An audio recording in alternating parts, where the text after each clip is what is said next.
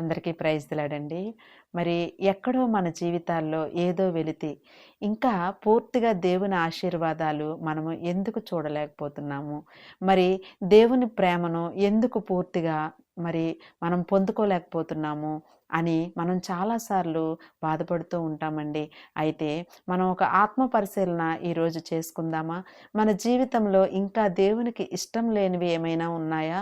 ఇంకా మనం విడిచిపెట్టాల్సినవి ఏమైనా ఉన్నాయా అని తప్పకుండా మనం ఆత్మపరిశీలన చేసుకొని మరి దేవుడికి దగ్గరగా జీవించడం అనేది ఉత్తమోత్తమం అండి.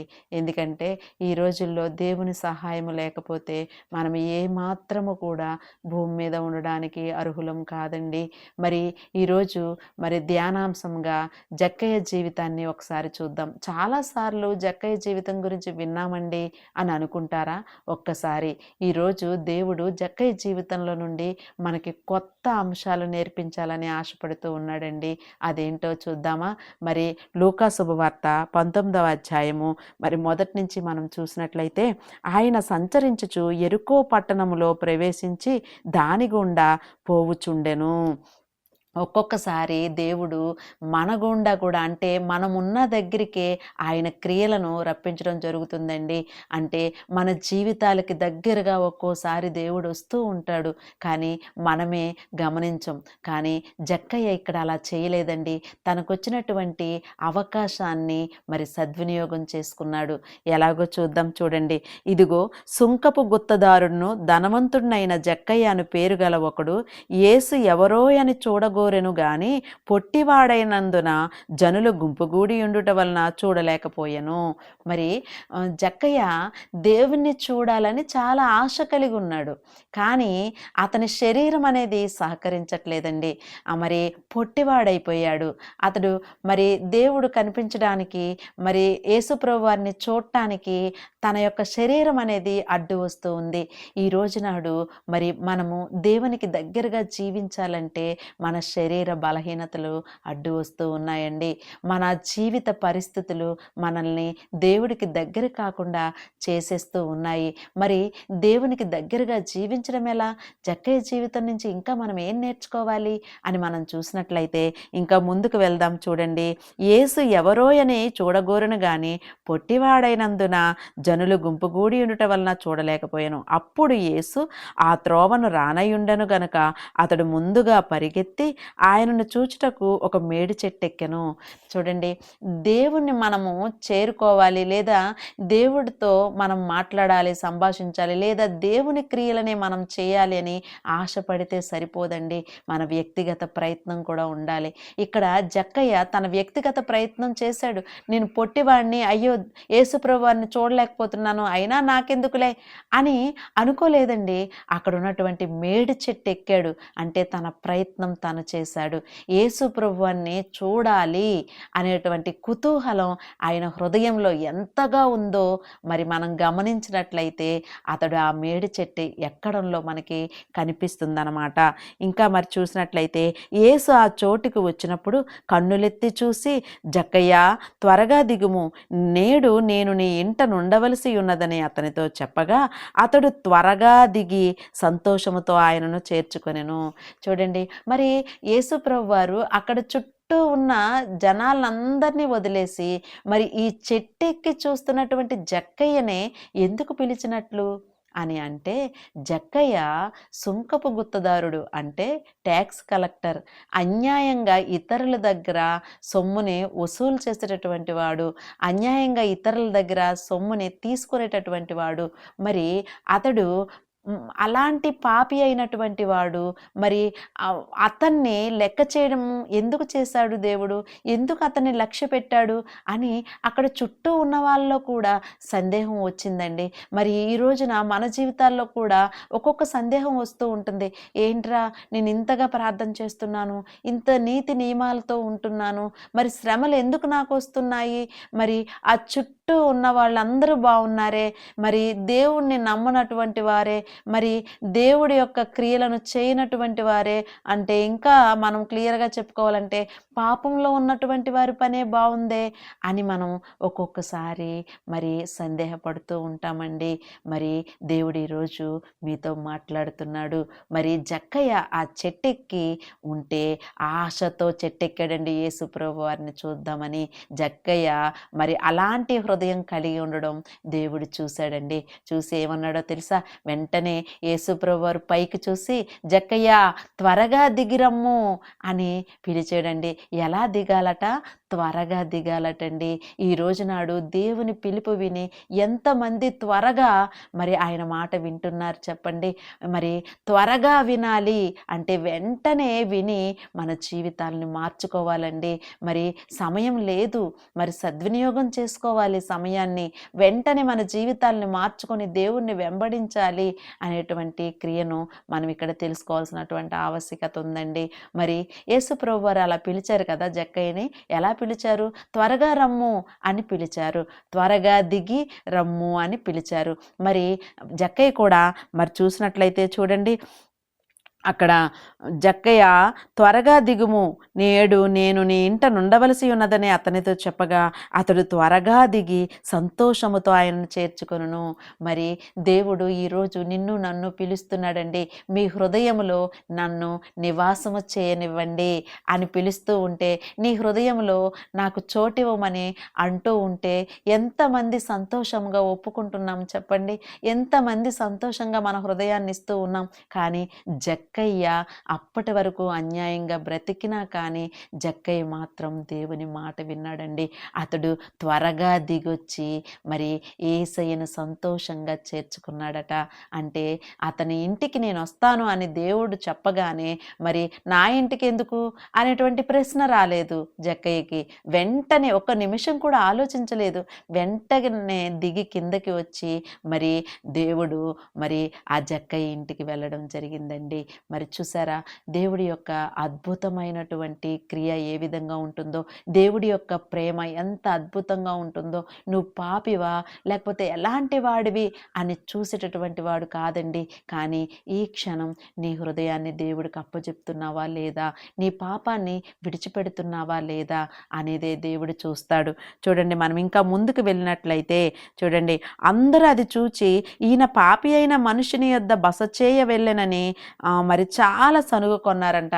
ఏంటి, జక్కయ్య పాపి కదా, మరి ఎందుకు ఆయన ఇంటికి వెళ్తూ ఉన్నాడు? ఇంతమంది మనం పరిశుద్ధులం ఉన్నాం కదా, మరి మన దగ్గరికి రాకుండా జక్కయ్య ఇంటికి ఎందుకు వెళ్తున్నాడు అని అక్కడ వాళ్ళందరూ సనిగేరటండి, గొనిగేరటండి. కానీ దేవుడండి నువ్వు పాపివా కాదా అని కాదండి, నీ హృదయం ఎలా ఉంది అని చూస్తాడండి.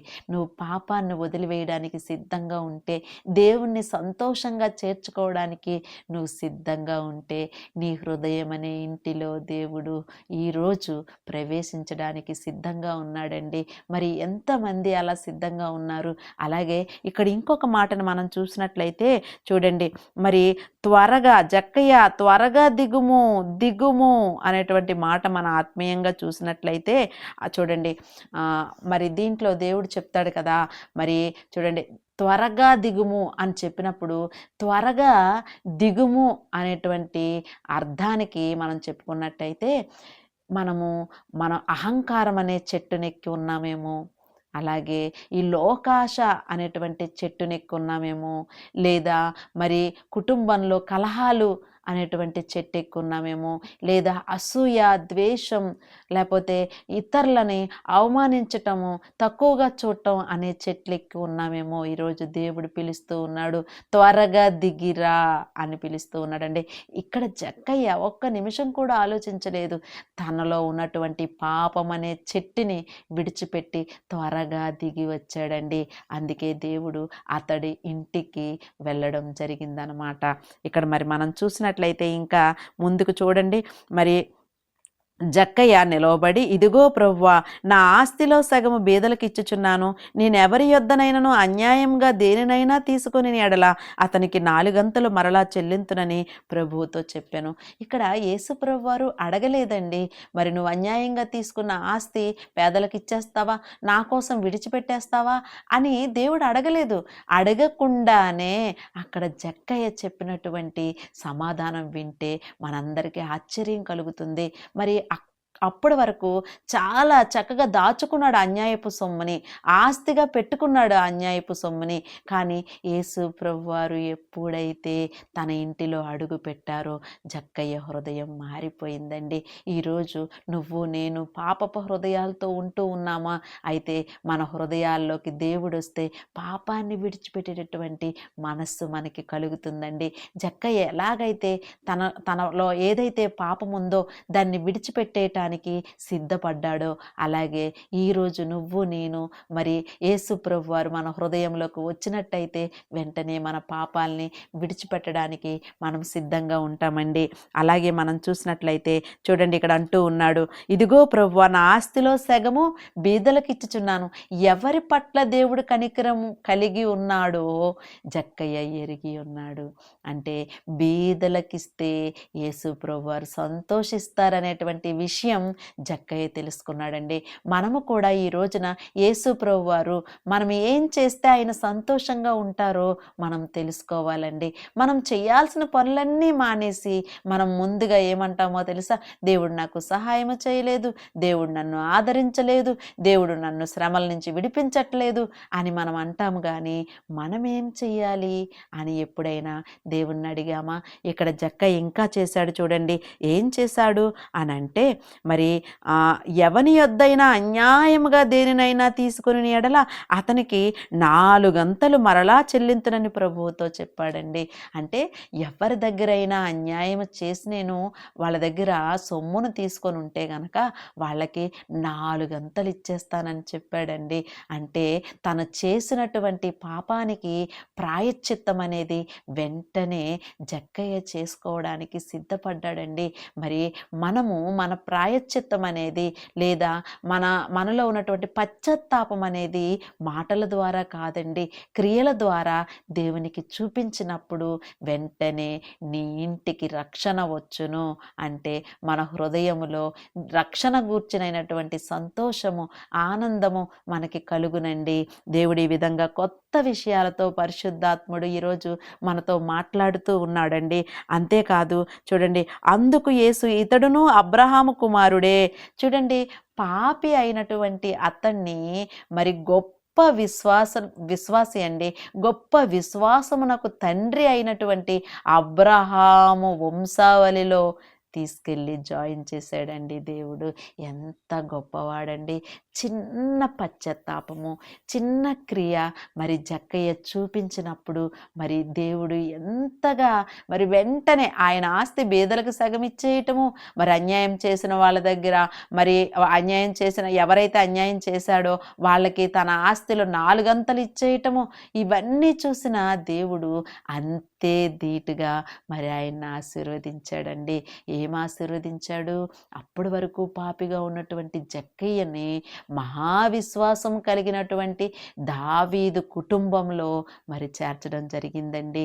మరి ఈ రోజు నాడు నువ్వు నేను ఏ పాపంతో ఉన్నా, ఎలా ఉన్నా దేవుని ఎదుట మోకాళ్ళుని, అయ్యా నేను పాపం చేశానయ్యా, ఇక నువ్వు పాపము చేయను తండ్రి, నాయన నాకు సహాయము చేయండి, ఈ పాపము నుంచి నన్ను విడిపించండి అని మనం మనస్ఫూర్తిగా మరి ఆత్మతోనూ సత్యముతోనూ ఆయన్ని వేడుకున్నప్పుడు ఆయన తప్పకుండా మనల్ని విడుదల చేయడమే కాదండి, జీవ గ్రంథంలో పరలోకంలో మనకి స్థానాన్ని కల్పించడానికి సిద్ధంగా ఉన్నాడండి.